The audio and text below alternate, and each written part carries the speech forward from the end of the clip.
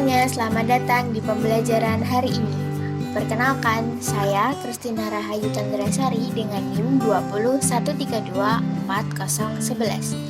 Saya berasal dari Prodi Pendidikan Ekonomi Universitas Sanata Dharma, Yogyakarta. Pada pertemuan kali ini, saya akan membahas materi pembelajaran SMA yakni struktur pasar. Kita mulai dengan pembacaan peta konsep. Kita akan membahas tentang definisi struktur pasar, elemen struktur pasar, unsur-unsur struktur pasar, dan yang terakhir bentuk-bentuk struktur pasar. Ada pula daftar pustaka. Sebelumnya kita mulai dengan kompetensi dasar dan standar kompetensi dari materi struktur pasar.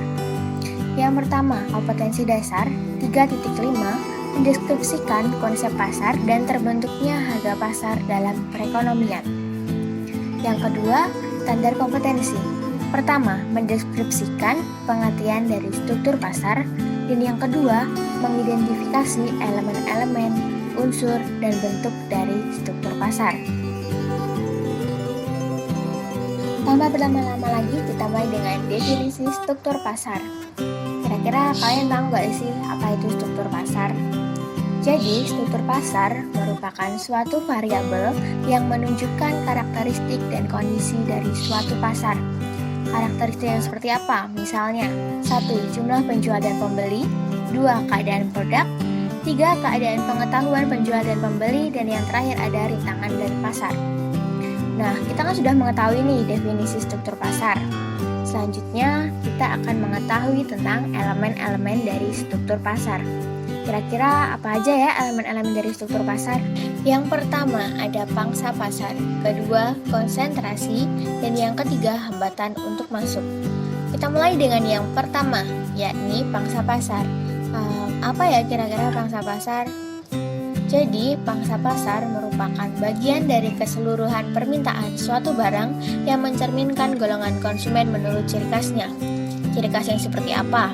Misalnya dari tingkat pendapatan konsumen, dari umur konsumen, dari jenis kelamin konsumen, dari pendidikan konsumen, dan yang terakhir dari status sosial konsumen.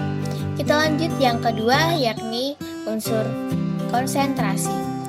Konsentrasi merupakan suatu kolaborasi dari pangsa pasar dan perusahaan oligopoli yang memiliki adanya ikatan saling ketergantungan. Yang ketiga, ada hambatan untuk masuk. Hambatan untuk maksud yaitu cara atau usaha dari perusahaan atau pelaku industri untuk dapat masuk ke dalam pasar, mencakup dari segala sesuatu yang memungkinkan adanya terjadinya penurunan kecepatan pesaing baru. Setelah kita mengetahui elemen-elemen struktur pasar, kita akan mempelajari tentang unsur-unsur struktur pasar. Kira-kira apa aja unsur-unsur dalam struktur pasar?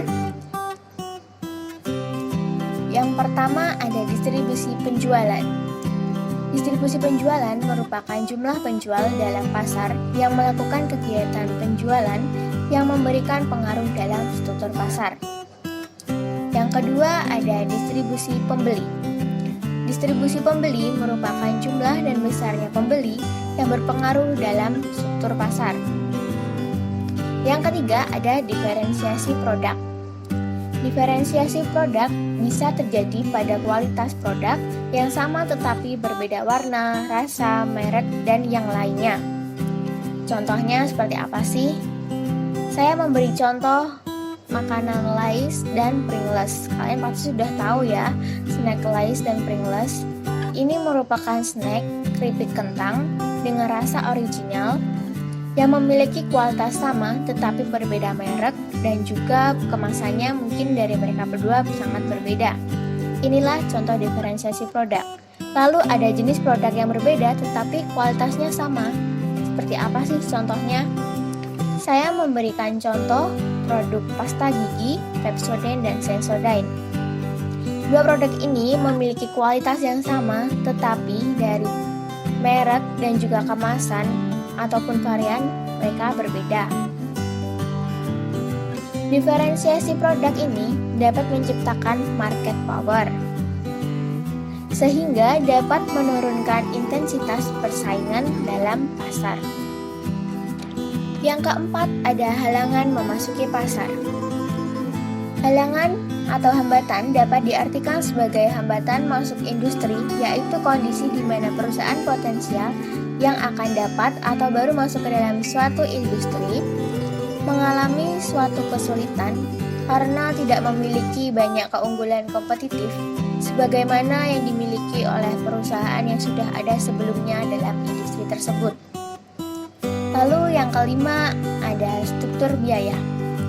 Struktur biaya ini berhubungan dengan bagaimana perusahaan dapat menciptakan skala ekonomi, lingkup ekonomi, perubahan teknologi yang dapat memenangkan persaingan akibat operasi perusahaan efisien. Unsur yang keenam ada integrasi vertikal. Integrasi vertikal ini memiliki suatu tujuan. Apa sih tujuan dari integrasi vertikal? Tujuan dari integrasi vertikal adalah untuk menjaga hubungan baik perusahaan dengan supplier maupun pembeli dalam rangka penguasaan pasar melalui kekuatan penggabungan atau kerjasama yang intensif. Selain memiliki tujuan, integrasi vertikal juga memiliki hasil. Hasil dari integrasi vertikal adalah perusahaan mendapatkan minimasi atau maksimasi profit. Unsur yang ketujuh ada konglomerasi. Konglomerasi bagi sebuah perusahaan menunjukkan apakah perusahaan berkonsentrasi pada satu jenis produk atau memproduksi berbagai macam produk yang berlainan.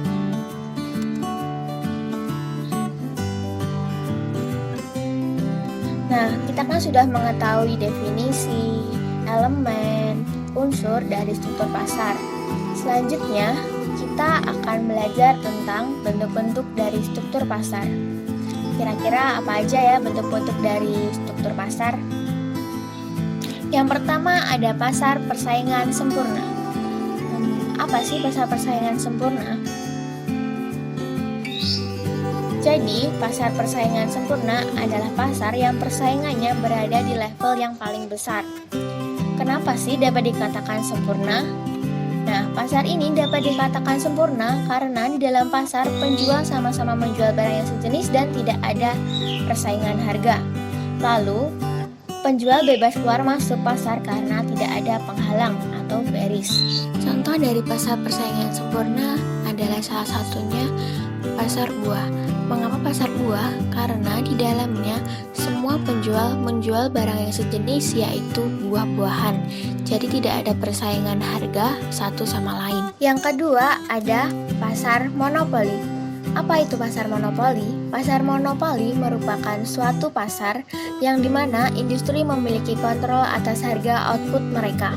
Industri juga memiliki hal, yakni menerapkan kekuatan pasar dengan kemampuan untuk menaikkan harga tanpa kehilangan semua permintaan akan produk mereka. Contoh dari pasar monopoli adalah PT Pertamina. Mengapa PT Pertamina? Karena PT Pertamina menguasai pasar minyak pelumas di Indonesia dan hak monopoli ini dapat dari pemerintah karena PT Pertamina merupakan salah satu BUMN yang bekerja sesuai dengan undang-undang, yakni menguasai aset vital negara. Yang ketiga, pasar monopolistik. Pasar monopolistik merupakan bentuk pasar yang di dalamnya terdapat banyak penjual yang menghasilkan atau menjual produk yang berbeda-beda.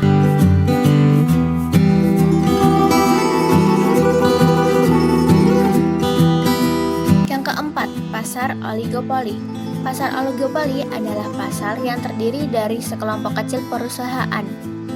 Biasanya, struktur dari industri ini adalah pasar oligopoli. Terdapat beberapa perusahaan raksasa yang menguasai 70-80%. Contohnya PT Telkomsel yang memiliki industri kecil yakni IndiHome.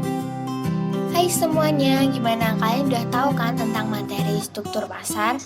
Mulai dari definisi, elemen, unsur, bentuk, bahkan sampai contoh langsung bentuk-bentuk struktur pasar. Berikut adalah daftar pustaka yang saya ambil untuk mengisi materi-materi tentang struktur pasar. Silakan bisa menjadi bahan referensi teman-teman agar bisa mengetahui tentang materi struktur pasar.